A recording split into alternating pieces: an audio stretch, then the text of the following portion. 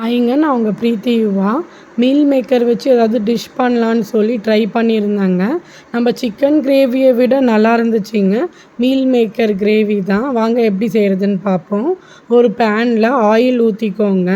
அதுக்கப்புறம் கடுகு போட்டுக்கோங்க. கடுகு நல்லா வெடித்ததுக்கப்புறம் ஆனியன் பொடிசாக கட் பண்ணதை எடுத்து போட்டு நல்லா வதக்கிக்கோங்க. நல்லா வதங்கினதுக்கப்புறம் இஞ்சி பூண்டு பேஸ்ட்டு போட்டு நல்லா வதக்கிக்கோங்க. அடி பிடிக்காமல் வதக்குங்க. அந்த ஃப்ளேவர் நல்லாயிருக்கும், இஞ்சி பூண்டு பேஸ்ட்டோட ஃப்ளேவரு.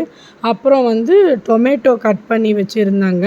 நான் 5 ஆனியன் போட்டிருந்தேன், 3 டொமேட்டோஸ் போட்டிருந்தேன். நல்லா வதக்கிக்கோங்க. நல்லா வதக்கினா தாங்க அந்த கிரேவி நல்லாயிருக்கும். நல்லா ஒரு கிரேவியாக இருக்கும். மீல் மேக்கரை 20 மினிட்ஸ் ஊற வச்சுருந்தேங்க. தண்ணியெல்லாம் எடுத்து பிழிஞ்சு வச்சு அதில் ஆட் பண்ணிக்கோங்க. அதில் ஆட் பண்ணிட்டதுக்கப்புறம் நல்லா மிக்ஸ் பண்ணிக்கோங்க. இப்போ மசாலாஸ் எல்லாம் ஆட் பண்ணிக்கலாங்க. கொஞ்சம் தேவைக்கு ஏற்ற மாதிரி சால்ட் ஆட் பண்ணிக்கோங்க.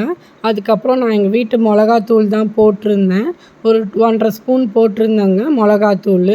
அதுக்கப்புறம் கொஞ்சம் நமக்கு இன்னும் கொஞ்சம் டேஸ்டியாக இருக்கணும்னு சொல்லி சிக்கன் மசாலா தாங்க ஆட் பண்ணியிருந்தேன். அது ரொம்ப போடலை, கொஞ்சமாக லைட்டாக தாங்க ஸ்ப்ரெட் பண்ணி போட்டிருந்தேன். சிக்கன் மசாலா போட்டதுக்கப்புறம் நமக்கு தேவைக்கேற்ற மாதிரி தண்ணி ஊற்றிக்கணுங்க. தண்ணி ஊற்றி நல்லா பாயில் பண்ண விடுங்க. ஒரு லிட்டு போட்டு க்ளோஸ் பண்ணிட்டேங்க நான். க்ளோஸ் பண்ணி நல்லா பாயில் ஆயிடுச்சு. ஜஸ்ட் ஒரு 10 மினிட்ஸ் பாயில் ஆனால் போதும். பாயில் ஆகி நல்லா ஒரு கிரேவி பதத்துக்கு வந்துடுச்சு பாருங்கள். நல்லாயிருக்கு பாருங்கள். இது நம்ம எல்லாத்துக்குமே யூஸ் பண்ணிக்கலாம். டிஃபனுக்கும் யூஸ் பண்ணிக்கலாம், ரசம் சாதத்துக்கும் யூஸ் பண்ணிக்கலாம், இல்லை ஒயிட் ரைஸோட மிக்ஸ் பண்ணியும் சாப்பிட்லாங்க. நல்லாயிருக்குங்க. நல்லா டேஸ்டியாக சிக்கன் கிரேவி மாதிரியே இருந்துச்சு பார்க்குறதுக்கு. டேஸ்ட் வைஸும் நல்லா இருந்துச்சு.